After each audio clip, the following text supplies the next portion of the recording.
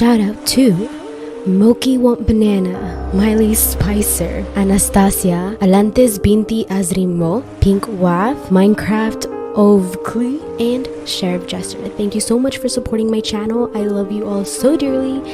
Let's get into the video. For the longest time, there's been the mystery of whether mermaids exist or not. Some people actually believe they do exist, but we're not here to talk about mermaids. We're here to talk about sirens. In today's modern world, we view sirens as mermaids who lure soldiers in. They're similar in the way that they both look like mermaids, but sirens sing their songs.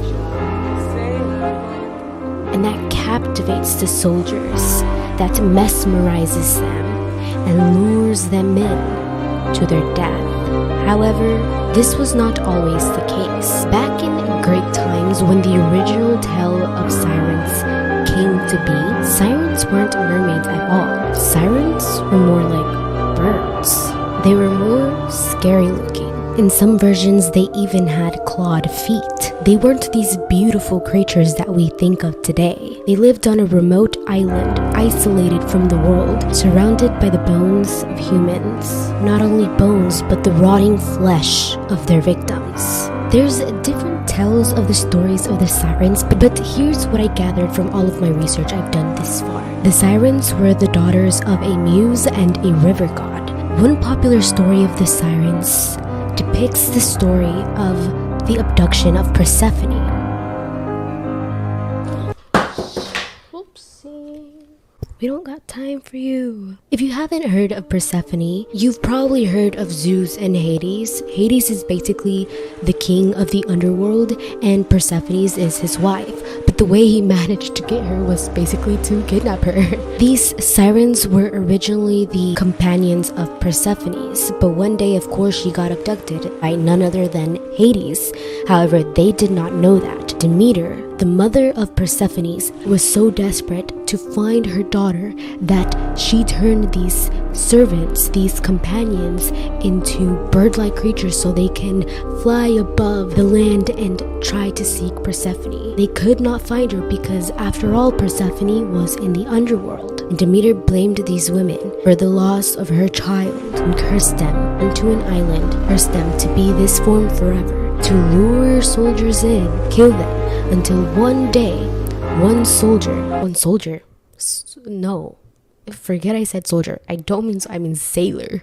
Oh my god. Until one day, someone can pass through without ever being lured in by the sirens. But even when that day comes, they are doomed to die. The sirens were never treated any fairly. They were treated as outcasts. They were treated poorly. One time, the muses challenged them to a singing contest. Muses, obviously being more experienced, won the contest. The sirens lost. And for their punishment, they plucked the sirens' feathers to make them into crowns. Of course, the sirens returned to their island, saddened by what had happened, humiliated. Odysseus had to cross the ocean, and he was warned that on his journey, there may be dangers lurking about. There was only one possible way to pass the sirens without being lured into their deaths. They could not hear their songs. So Odysseus ordered that each member of his crew cover his ears in beeswax. He ordered his crew to tie him up really tight. Odysseus wanted to take the risk because he wanted to hear the song of the siren. The good thing about this trip was that they had Orpheus on board. As soon as they started to hear the song of the siren, Orpheus got his lyre and started playing music so loud and so beautifully that it would drown out the sound of the siren. There was only one sailor that day that jumped out of the boat to try and reach the sirens. He got saved by Aphrodite, who took him in as her lover. So as I said in the beginning of this video, the sirens were doomed to death if anyone were to ever pass them unharmed. And this time around, that happened. Odysseus and his crew were able to pass the sirens without being harmed one bit. So the sirens jumped into the water and never came back. That is the story of the sirens. perhaps once they went into the sea to fall to their doom, maybe they didn't die. Maybe after all, they did become mermaids. But who knows? Let me know what you think. What is your compass reading, Powers? I don't know where we are.